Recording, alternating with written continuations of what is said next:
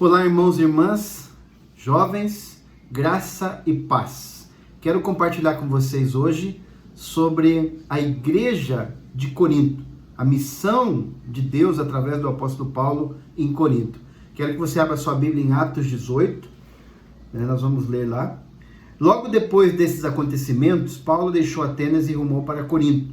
Chegando ali, encontrou um judeu chamado Áquila, natural do Ponto, que tinha acabado de chegar da Itália, juntamente com a sua esposa Priscila, pois Cláudio havia baixado um decreto intimando que todos os judeus se retirassem de Roma. Paulo então foi visitá-los. E percebendo que tinham a mesma profissão, Paulo passou a morar e trabalhar com eles, pois eram fabricantes de tendas.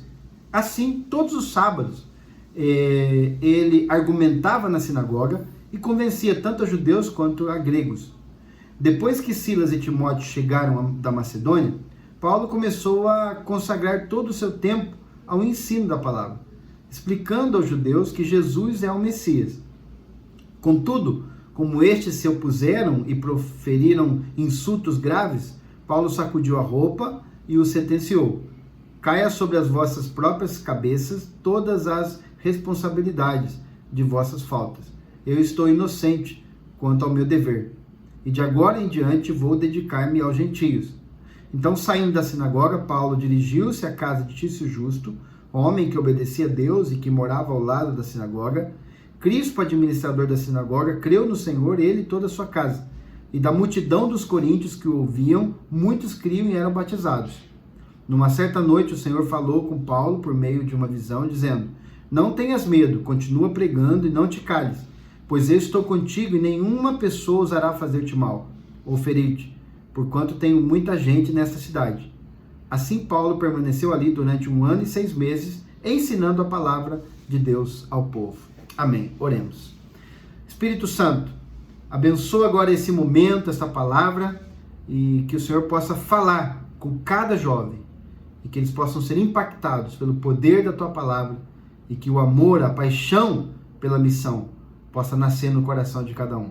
Amém. Glória a Deus. Quero louvar a Deus por esse privilégio, de poder trazer essa palavra para vocês. Muito bem, a primeira coisa que eu quero destacar é que a missão de Deus, ela é a missão da igreja. E é a missão de cada um de nós. E nós, como igreja, nós colaboramos na missão de Deus. Então Deus, ele quer salvar todas as pessoas, todos os homens, todas as mulheres desse mundo. Ele não quer que ninguém pereça. Então nós nos envolvemos com esse propósito de Deus. Deus amou o mundo de tal maneira que deu seu Filho unigênito para que todo aquele que nele crê não pereça, mas tenha a vida eterna. João 3,16. E falando nisso, nós vamos para a visão. Qual que é a visão? Então nós falamos da missão, e a visão de Deus são exatamente as pessoas. Então a visão de Deus não são as construções, não são os prédios, não são as organizações. A visão de Deus são as pessoas. Deus está interessado nas pessoas. Perceba aqui que quando Deus dá a visão para Paulo, justamente Deus vai falar com o apóstolo Paulo. Não tenha medo, continua pregando, não te cales. Eu estou contigo, nenhuma pessoa ousará fazer-te mal, ferir-te, porquanto tenho muita gente nesta cidade. Então a visão que Deus dá para Paulo era a motivação para ele continuar. E exatamente são as pessoas que necessitavam conhecer o Evangelho. Nós podemos ver isso também lá em Atos 16, quando o apóstolo Paulo ele foi impedido pelo Espírito de Deus de pregar na Bitínia, de pregar na Ásia, e Deus dá uma visão para o apóstolo. E nessa visão, ele vê um macedônio, um homem, um varão macedônio, que está falando lá: passa a Macedônia e ajuda-nos. Então, nesse sentido, Deus está mostrando exatamente que o conteúdo da visão são as pessoas. Então, as pessoas são as nossas maiores motivações para realizar a missão. Então, ninguém pode fazer a missão efetivamente se não tem um coração apaixonado pelas pessoas. Então nós precisamos cultivar a compaixão. se colocar no lugar do outro, sentir a dor do outro. Temos que nos colocar no lugar daqueles que estão sofrendo, para poder então ir ajudá-los. Nós vemos isso também lá em Êxodo 3, quando Deus chama Moisés para libertar o povo que estava debaixo da opressão de Faraó. E lá está muito claro que Deus vê a aflição do povo e desce para libertar o povo. Então nós somos essa igreja enviada para o mundo para abençoar, tocar as pessoas. Então as pessoas são o nosso maior objetivo. Então nós não, fazer a missão não é se envolver com atividades, com ativismo, com programações. Fazer a missão não é construir templo. Fazer a missão é tocar pessoas através do evangelho da graça de Deus. É muito importante também ver como que o apóstolo Paulo chega num contexto, e o contexto era a cidade de Corinto. Então, esse é muito importante aqui na nossa palavra. O missionário precisa conhecer o contexto, aonde ele está pisando, o terreno. E o apóstolo Paulo ele vai chegar numa cidade que tinha muitas dificuldades, tinha muitos obstáculos em Corinto para que o evangelho fosse proclamado ali, para que a igreja fosse plantada naquele lugar. O apóstolo Paulo vai enfrentar dificuldades sociais, espirituais. Ele também vai enfrentar oposição dentro da própria sinagoga dos religiosos. E ele também vai enfrentar problemas financeiros. A cidade de Corinto, falando da questão social, era uma cidade dominada pela idolatria. Na cidade de Corinto tinha um templo para a deusa Diana, onde mais de 1000 prostitutas cultuais adoravam essa deusa.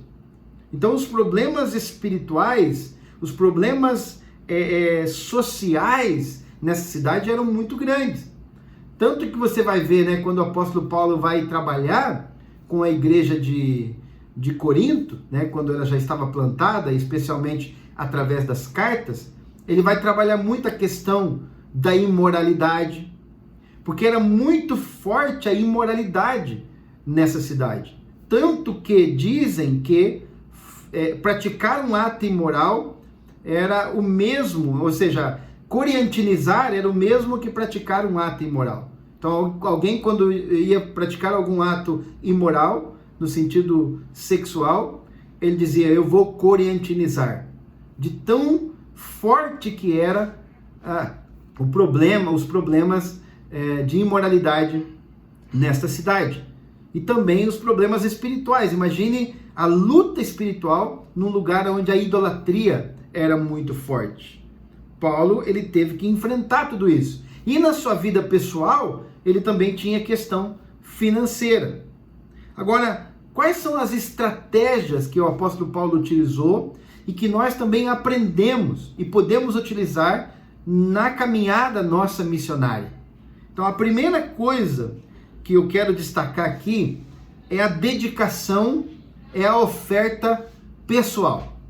O apóstolo Paulo chega, né, na cidade de Corinto, mais ou menos por volta do ano 50 depois de Cristo, depois que o imperador romano Cláudio havia expulsado os judeus de Roma, né, isso no ano 49, por isso que aqui no texto fala, no versículo 2, né, que Cláudio, que Áquila e Priscila, né, eles haviam chegado da Itália, né, porque o Cláudio, o imperador, havia baixado esse decreto e havia expulsado todos os judeus lá da Itália. Então, nesse sentido, o apóstolo Paulo ele vai chegar ali na cidade e ele vai se associar com esse casal e vão começar a trabalhar no mesmo ofício que eles tinham, que era de fazer tendas ou trabalhar em couro. E aqui uma informação importante é que todo judeu ele aprendia um ofício. Os rabinos ensinavam que todo jovem deveria aprender um ofício. E que o pai que não ensinou ou não ensinava um ofício era ao mesmo tempo estar ensinando esse jovem a roubar. Então, para eles era muito forte essa questão. Jesus era carpinteiro, alguns apóstolos eram pescadores, né? Outros eram comerciantes, e o apóstolo Paulo, ele era esse fazedor de tendas, assim como também Áquila e Priscila. E amados, algo muito importante nesse sentido aqui é a dedicação pessoal. Se você mesmo não acredita na visão que Deus te deu, ninguém vai acreditar. Então o apóstolo Paulo está investindo o que ele tem. Ele está dando o melhor dele para que a missão de Deus aconteça. Então ele não está desistindo por causa da dificuldade financeira, porque a igreja ou ainda não tinha condições de mantê-lo com ofertas. Ele dedica, ele dá o seu próprio trabalho como oferta para a missão. Muitas vezes, né, nós não entendemos essa questão. Eu lembro de um jovem uma vez que eu desafiei ele para a missão, e ele tinha uma renda já, só que ele não queria contar com aquela renda que ele tinha. E eu disse assim, mas se você não está disposto a investir na missão e na visão que Deus te deu, como que outros vão investir? Então o primeiro a acreditar na missão, no chamado que Deus tem para nós, somos nós mesmos. Então o apóstolo Paulo, ele tinha essa confiança e ele então estava dedicando, se esforçando, fazendo a parte dele para realizar a obra ali em Corinto. A segunda coisa que nós aprendemos aqui são sobre relacionamentos, né? Perceba que o apóstolo Paulo, ele vai passar a morar com aquele casal e trabalhar com eles. Então Paulo estabelece contato, Paulo estabelece um relacionamento com aquele casal. Então, para nós fazermos a missão, nós precisamos entender muito claramente isso. Sozinho ninguém faz nada. Nós precisamos nos unir aos irmãos da igreja, aos líderes da igreja. Nós precisamos ganhar parceiros, colaboradores, para que trabalhem conosco. Nós precisamos ter intercessores, gente que ora pelo nosso ministério, né? Você vai ver depois ali que Silas e Timóteo vão trazer ofertas, né? Precisamos de gente que invista no nosso ministério, ou seja, não dá para fazer o ministério sozinho. Então o apóstolo Paulo se une àquele casal. A outra coisa muito importante que eu aprendo aqui é que o apóstolo, ele começa, assim como Jesus, ele começa o ministério dele na sinagoga. Então Jesus, ele veio primeiro para a casa de Israel. Então o apóstolo Paulo tinha muito claramente isso. Então por isso que ele começa pregando primeiro na sinagoga, para os judeus. E isso nos ensina algo importante. Nós não podemos desprezar os mais antigos da igreja. Nós temos que valorizar. Nós temos que tentar ganhar o coração deles. Perceba que o apóstolo Paulo, ele vai ganhar muitas pessoas ali e importantes aliados na sinagoga. Perceba que no versículo 8 fala lá, ó, Crispo, administrador da sinagoga, creu no Senhor, ele e toda a sua casa. E da multidão dos coríntios que o ouviam, muitos creram e eram batizados. Então perceba que o principal da sinagoga crê, aceita a pregação. Então nós não podemos desprezar os irmãos, às vezes, da igreja que ainda não entenderam sobre a missão transcultural, sobre a missão global, sobre a missão em outras culturas. Nós precisamos ganhar o coração deles, tentar envolver aqueles irmãos que estão mais tempo na igreja, ou quem sabe ainda não compreenderam totalmente a visão que Deus deu a você. E indo mais além, algo fundamental na missão é a generosidade. Perceba que, como eu falei anteriormente, Silas e Timóteo, eles chegaram da Macedônia e trouxeram ofertas para o apóstolo Paulo. Então a igreja da Macedônia era uma igreja generosa, né? Era uma igreja que tinha abundância de generosidade. E essa generosidade vai se destacar aqui através desse apoio ao ministério do apóstolo.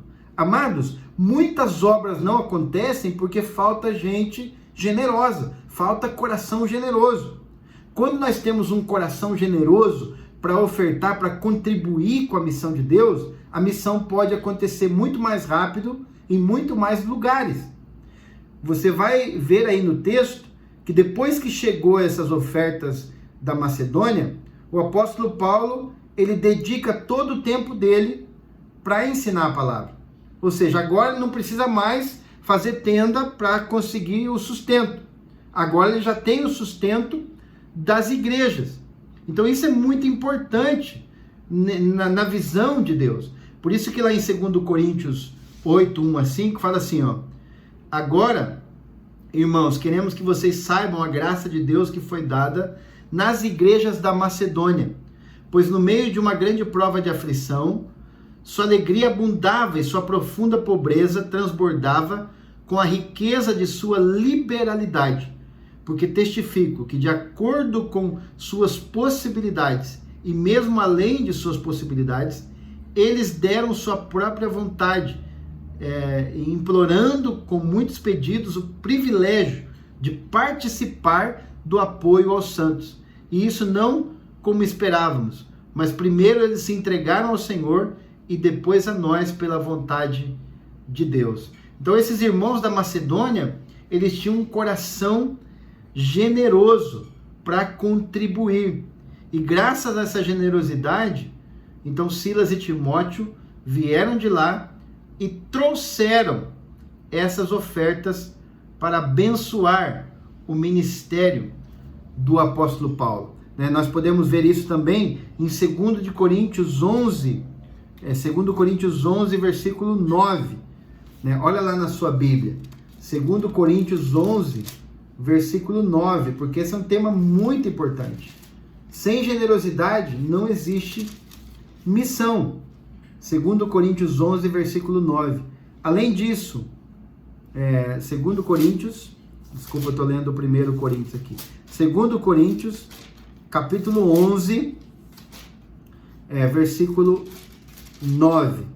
Diz assim, ó: mas quando estava presente convosco e passei necessidade financeira, não me permiti ser pesado a ninguém, pois quando os irmãos vieram da Macedônia, supriram toda a minha necessidade. Então, a generosidade é fundamental para que a obra de Deus aconteça. E para isso é necessário entender bem a visão que eu falei lá atrás, essa compaixão pelas pessoas. Então, quando você está investindo na missão, você não está investindo num prédio, num edifício. Você não está investindo na água, na luz. Você não está investindo naqueles utensílios. Você tem que ter claro, eu estou investindo em vidas, em pessoas que serão alcançadas pela graça de Deus. A outra coisa que o Silas e Timóteo traz da Macedônia são palavras de encorajamento, porque eles vão trazer o testemunho daquelas igrejas, que vai impactar a vida do apóstolo. Então, muitas vezes nós precisamos também dar palavras de encorajamento e receber. Então, essa é uma troca. Então, essas palavras de encorajamento são fundamentais no caminho da missão. Quantas vezes o missionário fica abandonado? Quantas vezes ninguém liga para o missionário? Ninguém liga para orar, para dar uma palavra de bênção? É fundamental a palavra de encorajamento. Então, nós precisamos aprender essas estratégias para poder fazer a missão de Deus com maior eficácia. E outra questão que eu aprendo aqui no texto é sobre o discernimento espiritual. O apóstolo Paulo estava pregando na sinagoga, os judeus se opõem a ele, então ele sai da sinagoga e decide agora ir para os gentios. Então passa a pregar a palavra na casa de um homem chamado Tício Justo. Então Paulo, ele cumpre ali o propósito que ele tinha na sinagoga, mas ele enfrenta a oposição daqueles religiosos e ele não fica ali naquele conflito, ele não para por causa do conflito. Ele usa a criatividade. Então, algo muito importante na missão é a inovação, é a criatividade, é deixar o Espírito Santo nos dar discernimento para criar e buscar novas oportunidades no meio da oposição. Amado e amada, você vai ter oposição. Pessoas vão se opor. Às vezes pessoas religiosas vão se opor. Satanás vai se opor. Existirá muitos obstáculos. Então nós precisamos estar abertos ao discernimento espiritual, à sabedoria de Deus, para buscar novas estratégias para que a missão não pare. Eu lembro no Peru, eu estava pregando nas igrejas e houve um momento onde eu não podia mais ser pastor de uma igreja por causa de uma situação que aconteceu lá, e eu agora era secretário-geral do CIEMAL, então mas eu queria continuar trabalhando com a igreja, mas não me permitiram. O que eu fiz? Eu fui para um lugar bem pobre, como uma favela, e comecei uma nova igreja lá, um lugar onde ninguém queria ir, onde não havia ninguém que sentia inveja, ciúmes, porque era um lugar bem difícil, e lá naquele lugar nós plantamos uma nova igreja. Então nós precisamos ter essa sensibilidade para deixar o Espírito Santo nos guiar e criar novas portas e possibilidades para poder fazer o ministério. Perceba que Paulo foi para a casa desse Tício Justo, né, que depois em Romanos, se você pode ler depois aí, Romanos 16, 23, vai citar esse homem, que lá ele está sendo chamado de Gaio, porque o nome completo dele era Gaio Tício Justo. E Paulo vai citar ele como um colaborador, vai mencionar o nome dele também lá em 1 Coríntios 1,14, vai dizer que ele foi batizado pelo apóstolo. Então, nós precisamos buscar essas novas formas para poder chegar no coração das pessoas e para poder cumprir o chamado que Deus tem para nós. Você não precisa ficar esperando uma oportunidade para ganhar almas. Você pode ganhar almas em qualquer lugar. Você não precisa ser enviado para o outro lado do mundo. Deus pode te enviar para o outro lado da rua, para você alcançar alguém. Então o objetivo, a visão, como nós falamos, são as pessoas. E quem são essas pessoas? Aquelas que ainda não conhecem o Evangelho de Jesus. E muitas pessoas estão esperando essa nossa disposição. E aí nessa visão, né, nós falamos no início que o contexto espiritual de Corinto era um contexto terrível. Havia esse grande templo da deusa Diana, então havia uma idolatria muito forte, a imoralidade era muito forte. Então o apóstolo Paulo teve que ter muita capacitação espiritual. Por isso que na visão Jesus vai falar com ele e vai dizer: olha, você não tenha medo. Então nós precisamos da presença do Espírito Santo. Nós precisamos do poder do Espírito Santo. Nós precisamos entender claramente o porquê que Jesus falou que nós iríamos necessitar do revestimento do Espírito Santo quando ele dá ali a segunda grande comissão, né? Porque a primeira grande comissão está em Mateus 28, 18 a 20, e na segunda grande comissão em Atos 1, versículo 8, Jesus vai falar assim para eles, né? Vocês vão, contudo, recebereis poder quando o Espírito Santo descer sobre vós e sereis minhas testemunhas, tanto em Jerusalém, Judeia, Samaria e até os confins da terra. Então, Jesus, ele está dando aos discípulos essa capacitação. Então, nós precisamos da capacitação do Espírito Santo. Precisamos ser revestidos com o poder do Espírito Santo para poder vencer e ser eficaz no nosso ministério, na missão de Deus, né? E em Mateus 28, no texto clássico da grande comissão, então Jesus, aproximando-se deles, lhes assegurou: toda autoridade me foi dada no céu e na terra. Portanto, ide, fazei com que todos os povos da terra se tornem discípulos, batizando-os em nome do Pai, do Filho e do Espírito Santo, ensinando-os a obedecer tudo quanto vos tenho ordenado, e assim eu estarei permanentemente convosco, até o fim dos tempos. E é exatamente o que Jesus está falando aqui, em Atos 18. Não tenhas medo, continua pregando, não te cales, pois eu estou contigo. Amados, a evangelização, a missão de Deus de fazer discípulos, é a mesma coisa da batalha espiritual. Então as duas coisas se unem. Não existe esse negócio, não, um vai fazer batalha espiritual, o outro vai evangelizar. Fazer discípulos é uma batalha, porque as pessoas estão cativas no império das trevas. Não é isso que diz a Bíblia? Que Deus nos libertou do império das trevas e nos transportou para o reino do Filho do seu amor?